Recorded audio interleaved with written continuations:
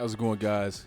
Welcome to the Are You Really Woke podcast, where we want to know, are you really woke? And I would like to welcome you guys to a special episode. We will be trying a new format for social media, YouTube, Facebook, things like that. Plus, I actually want to give you guys a chance to see what I see, okay?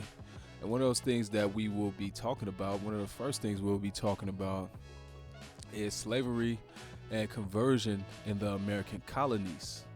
This is a book or a press release released by Oxford University or the Oxford University Press.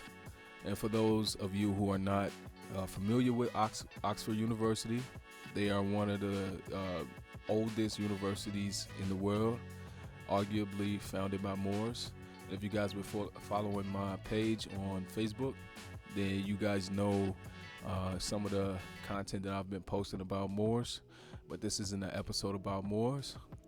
If you guys would like to find this book, Slavery and Conversion in the American Colonies, you can find it at www.jstor.org/stable, STABLE/1835009. Or if you're on the computer, you can just pause the video, type it in, and you can find it at that website. Or you can just type in the name Slavery and Conversion in the American Colonies and type in archive after that, and you can find it in the archive, which is where I got it from. I think I got it from, I think it's the Congressional Archive or something, some United States archive that has this book. And when you download this book, you'll notice that this book only has 25 pages accessible. And I've been trying to find the rest of this book for a while.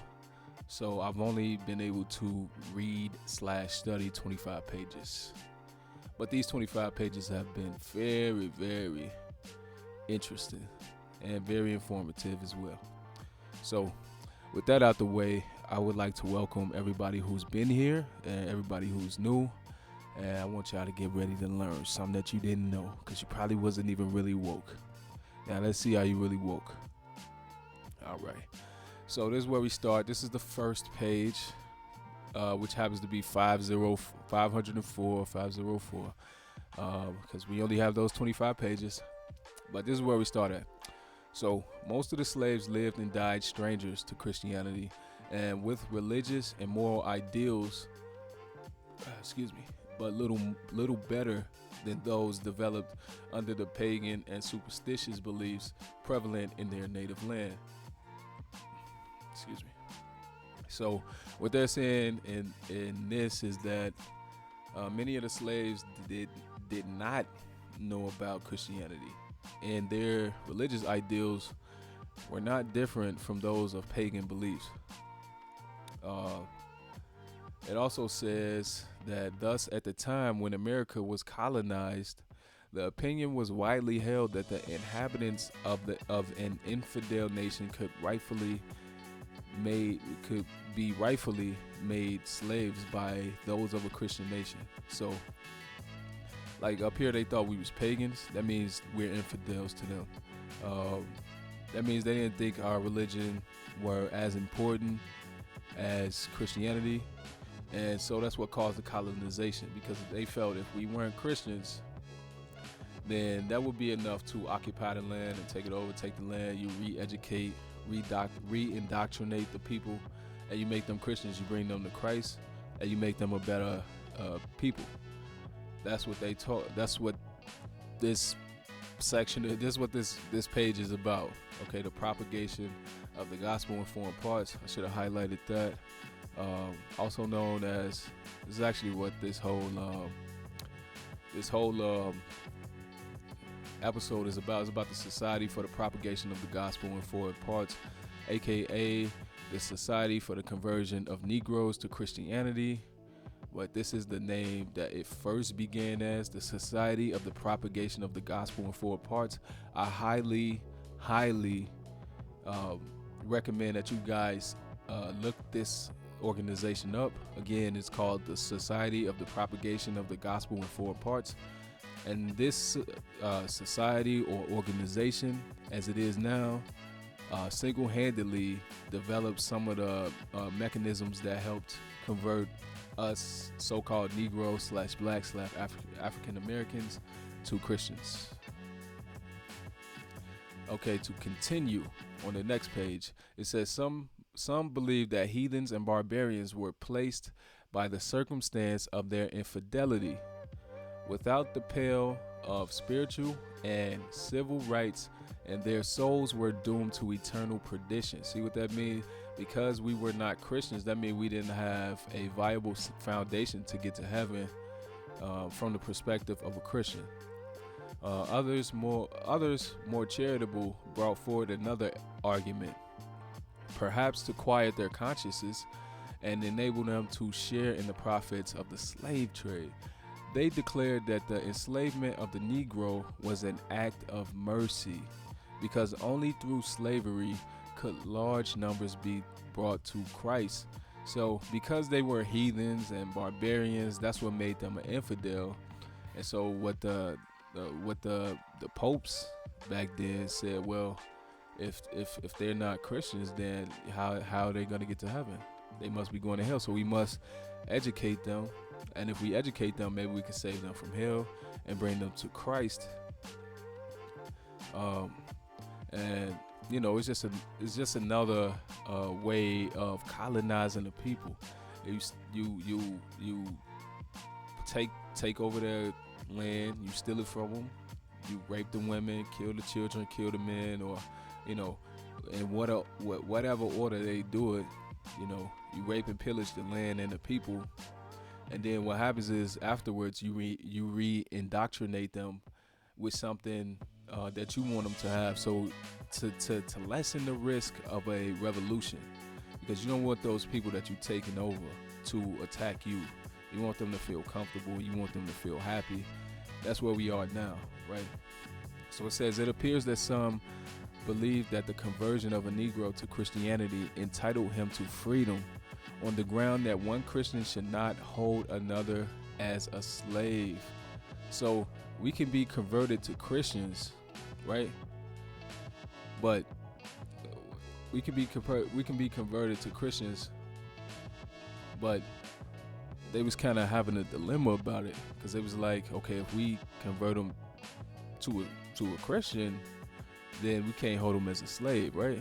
So this was a dilemma that they was having. It appears that some believe that the conversion of a Negro to Christianity entitled him to a freedom on the grounds that one Christian should not hold another as a slave. So if we converted you to a slave, if we converted you to a Christian, then you wouldn't be fit as a slave, is what this is saying right here, right?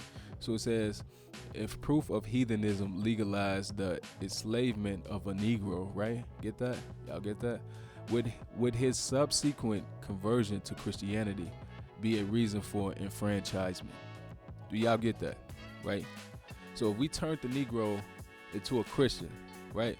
If we took him from his heathenized religion, his beliefs, and we turned him to a Christian, would that give us a reason to enfranchise him, aka make him a slave and bring him into the culture and welcome him in and give him a place among us? That's what that says right there, right? We just gonna keep reading. A few decisions seem to have been based on the principle that infidel Negroes could be held as slaves, but when baptized and domiciled as inhabitants, they should be enfranchised. Y'all get that?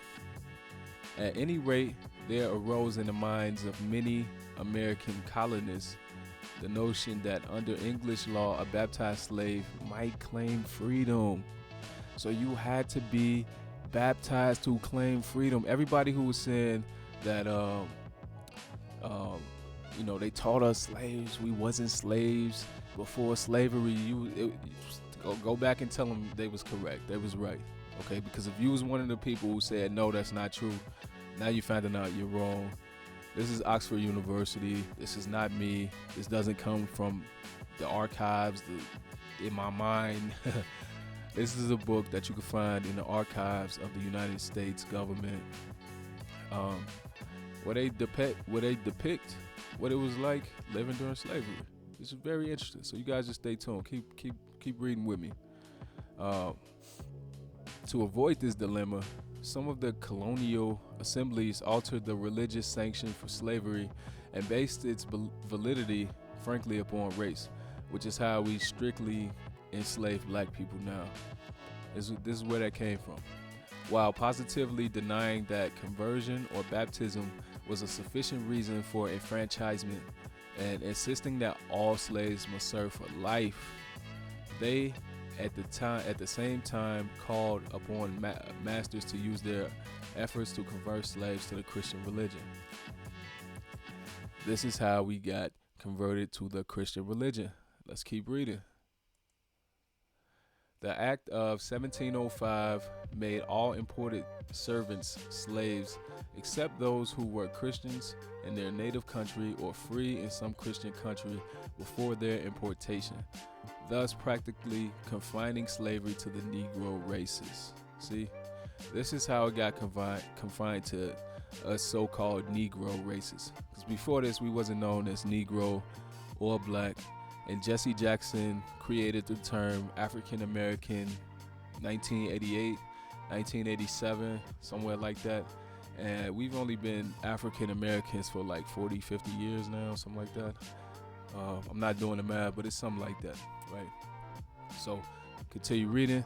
The forces thus mentioned promoted to a greater power or less degree the conversion of imported Negroes, even though they were compelled to live in a state of bondage. Let's keep reading, guys. Let's keep reading.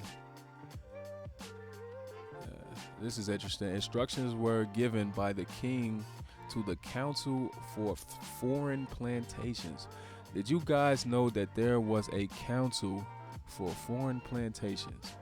We will be doing a video about that soon as well. For example, Governor Dogon of New York was instructed on this point.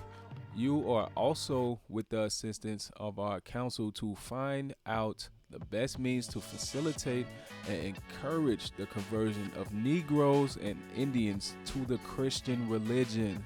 Okay? This is how we were converted. This is how we were converted to Christians. If you're black, if you're African American, you're Negro, whatever you want to call yourself, this is the history of how we were converted to Christians. Okay? Again, this is not me. Okay?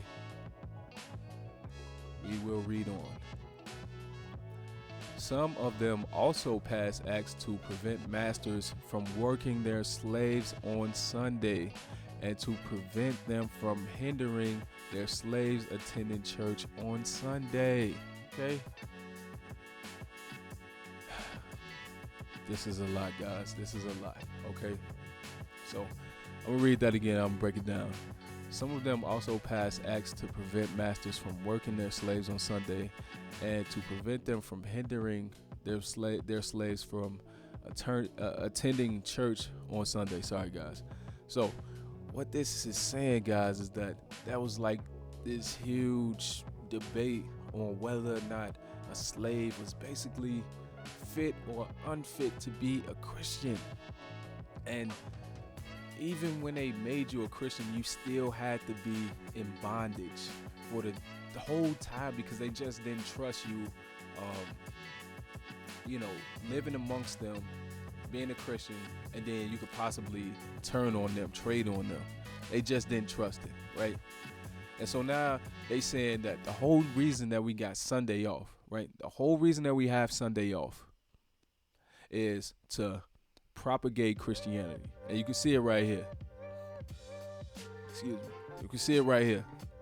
Some of them also passed acts to prevent masters from working their slaves on Sunday and to prevent them from hindering slaves attending church on Sunday. So we got Sunday off so we didn't have to work in the fields on Sunday so that we can go attend church so that they could propagate Christianity. So they passed acts on this. They wrote acts. They wrote legislator about this too. Y'all don't get how deep this is, man. This stuff is crazy. We're going to read on, though. What they say, from 1679, the Bishop of London exercised considerable jurisdiction over the Church of England in the colonies. Another important note. Okay. Besides, the society distributed sermons, catechisms, and other literature to aid the work, and established several schools, especially for religious instruction of Negroes, aka to indoctrinate us.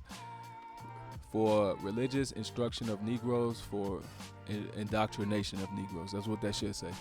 Appeals were made by the society for funds to be used for Christianizing the Negro.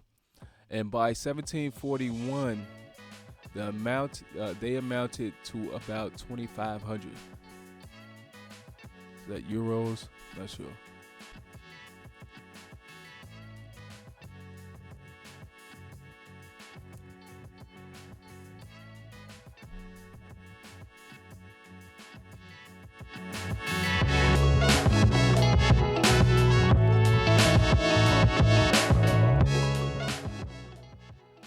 So as you guys can see, this is how we were converted.